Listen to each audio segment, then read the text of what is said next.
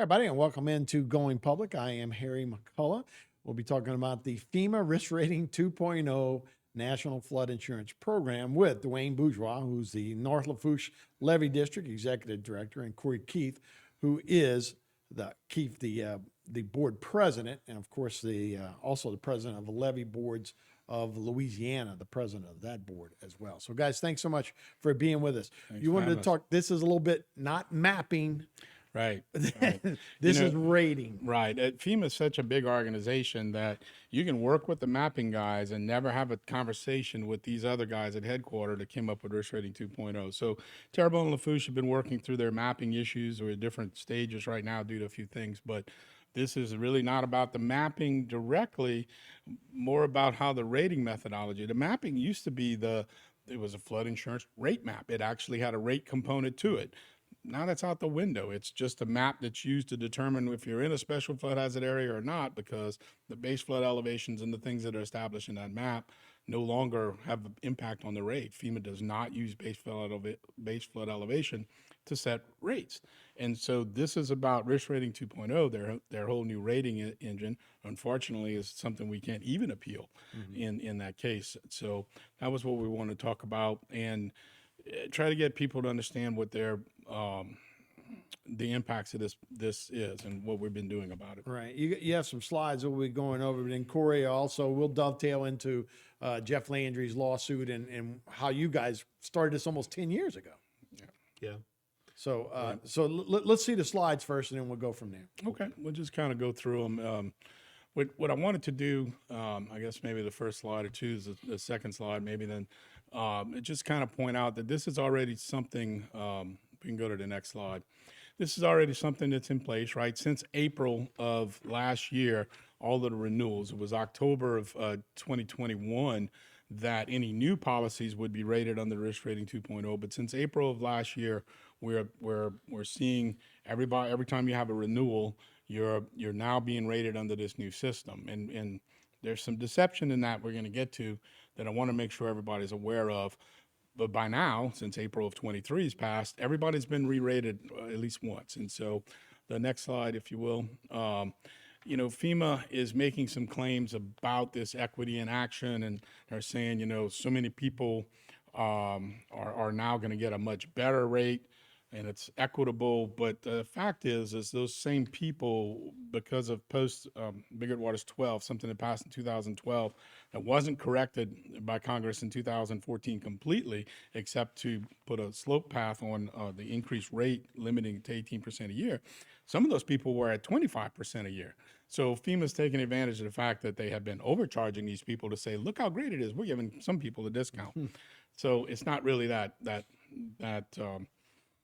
forthright of a system. Next slide, if you will. And the whole point is they didn't just move the goalpost on us, right? We've been doing things. They changed the playing field, right? Everything that we used to do, and it's what's Terrebonne's facing, Lafourche is facing right now. You work with them as a mapping partner. You adopt maps. You build a floodplain management system based off of those maps. In Terrebonne, you even have the community rating system. You're adopting higher freeboard elevations above the base flood. You're preventing flooding from happening. And in exchange for doing that, you're supposed to get a decent rate. All of that's out the window now. All of the agreements, everything else. Next slide. We know that they don't have a handle on the impacts of the levees, right? They're using some data from the Corps, the National Levee Database, which was put in by the Corps as a valiant effort. They were just trying to get a catalog of our little levees. But even FEMA will tell you they only have the data they need in that database for 42% of the levees in the nation. And then when they didn't have the data, they said to use LIDAR, which is an elevation system based off of laser ranging and direction. But in essence, it doesn't have the resolution to be able to see some of the levees. So they're not using the same traditional flood insurance study where you develop a base flood elevation and then build above it. Now we can build above it and still get a bad rate. Next slide. This is because more often than not, FEMA doesn't show as much respect for elevating a property, either naturally on a ridge or in other circumstances by elevating the house, as they consider it, as they are considering the distance you have from a water source, right? Water can be a source of flooding, but it's not the only source of flooding. And what they're not recognizing, for example, in some of the areas that makes this nonsensical, some of the areas that the mapping people recognize are not in the floodplain, not in a special flood hazard area, have less than a 500-year flood zone, have some of the highest rates under risk rating 2.0.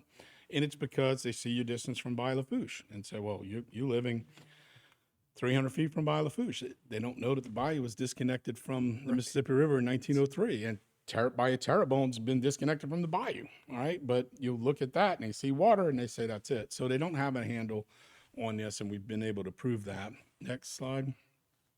They haven't answered any questions, and I have to give a shout out to our delegation. They have tried. Okay, all of them have tried. Statewide, we're the highest impacted group, and we have the highest per capita distribution of flood insurance policies of any state, and our guys get it. But because of some other things we'll talk about, that the distribution of the number of policies is high for us, but nationally there's a lot of people that should be participating in the program are not. It makes it very difficult for them to gain a lot of ground. So we've asked a lot of questions. They've danced around the answers. And next slide. How do you get away with that? Next slide. Just by being very deceitful, right? I mean, here's what they put out as equity in action and national impacts. They look at it and are saying that, okay, so whatever percent of the population there is going to see something in the neighborhood of $10 a month. All right, that's $10 a month, but that's $120 a year.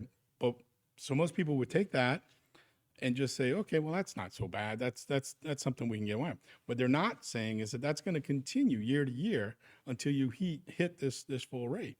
And in fact, this is the average for the nation. The next slide, I think we've got some data, and it'll probably hit it again, so it fills that space. Or if you can see that, I can't see it. It's 97% of the people in Lafourche Parish are looking at an increase, 96.1%. So practically everybody in Lafourche and Terrebonne Parish who have flood insurance are going to see an increase in their rates. And again, this is how we have to go back and work backwards from information. Next slide. This is one of the things that we wanted to make sure that the people are aware of, right? I've had so many people come up to me and say, yeah, our flood insurance went up $120. And they're like relieved, right? And that's because of the way that FEMA's putting this information out. You'll get from your insurance company a renewal notice, and you'll see what your new rate is. And most people say, well, it went from $600 to now it's $720 or something like that. It went up 18% because it's physically limited to increasing at 18% a year. And they'll walk away thinking, well, I don't know, I dodged a bullet. But when you get 3 weeks later that declaration page, this is what you've got to look at. Somewhere on your declaration page is going to be this full risk premium. Now, the declaration pages look different from every insurance company, but that's the number. That's the number you're going to. In this particular policy, it's $6,300 a year. The next policy, I think we show a different one, is, yeah, right? Well, another thing that that people are not paying attention to is that it shows an annual increase cap discount. And if you look on the form, it's right under that yellow number. Right. And what people are saying is, oh, I'm getting this big discount. Why is it so bad? Because that discount is going to go away over time. Right. That right. discount is going to 18% turn until they get there. It's going to go up 18% till you get to that number. And Corey's exactly Or right. if you sell the house or somebody Well, else gets see, that's if you sell the house, it automatically goes to to the the big one. premium. well, yeah, if you've dropped it first. If you but look right. at it this It's way. a grandfather. Yeah. If you go into $7,200, how are you going to sell your house? Right. Okay, the person that buys the house could keep it, but it's And going to still get the $7,200. 18%, right. Still get 18%. Now they're counting on sanity to prevail. They're counting on this judge to stop this and everything else and reverse this. That's a lot of counting ons, right? And this suit that's filed, and we're going to be talking about that soon, but. It could take years to get it done. The preliminary injunction is filed, so we hopefully can get things stopped. FEMA could appeal this, and we could be messing with this. So that's the number. And then FEMA sits there and they develop this inside of a stovepipe.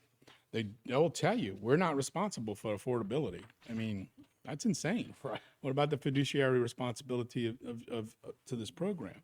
They're saying that they just need to charge an actuarial rate. Well, they said they did charge an actuarial rate under the other system, so which one is it, right? And so there's a lot of problem to it, but we wanted to make sure we pointed out that you really got to look at your deck page. Right. If you drop your policy today because you don't have to, Not in a flood zone. right? You're not in a flood zone, or you don't owe any money on your home. That's the two. Well, you don't owe any money that's backed by the federal government, right? If you drop your policy, then when you go to sell your home, if that person does have to put a mortgage and you're in a special flood hazard area, they're going to have They're going to get that full rate. mandatory. But for example, you know, I don't have a mortgage on my home, and I don't live in a flood zone, and my premium's going from $375 a year to $2,375 a year. So just because you don't have a mortgage and you don't live in a flood zone, is not going to exempt you from this. Right. But anybody that's trying to sell a home, if anybody that has a mortgage, is going to have to get that. So, Yeah. it's really, really a mess. To be honest with you, at the beginning, it wasn't about the lawsuit. It was about us paying attention to what we saw was going on with the flood insurance program. We didn't really start discussing the lawsuit until a couple of years ago. About 10 years ago, Dwayne and I were actually in Washington, D.C., and we're in a meeting at FEMA's office. I wasn't the president of the Association of Levee Boards then, but we were in a meeting with the president of the Association of Levee Boards and Congressman Graves about the LAMP process. Who was then So, CPRA chair. which was mapping. So Dwayne and I leave the meeting and said, you know, the flood insurance stuff wasn't an issue right away, but eventually it became an issue. So we started studying what was going on with that, and we saw that Biggert Waters was the bill that came out that actually changed the entire complexion about flood insurance. So Dwayne and I went scream foul about that. Then there was Grim Waters that came out in 2014 that was supposedly fixed it. And it did to a certain degree, and then it went off the rails again. So if you're talking about flood protection, you're talking about flood insurance. So Dwayne and I started talking about passing a sales tax for us to build some levees.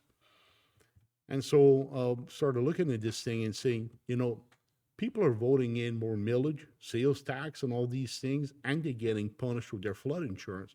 We're mitigating their risk. Why they're not being given credit for this? So we start looking at this thing closer, and come to find out, we the more we learned, the more we didn't like. And so we start talking to Congressman Graves, Congressman Scalise, Senator Kennedy and Cassidy. And Congressman Graves and Congressman Scalise's office enlightened us on the policy and procedure about what they're supposed to follow to do this. And that's when we realized that they weren't doing that. So a couple of years ago, I said, I think we need to sue FEMA. So I went and talked to the Attorney General, to Jeff at that time, to Jeff Landry, and told them what was going on.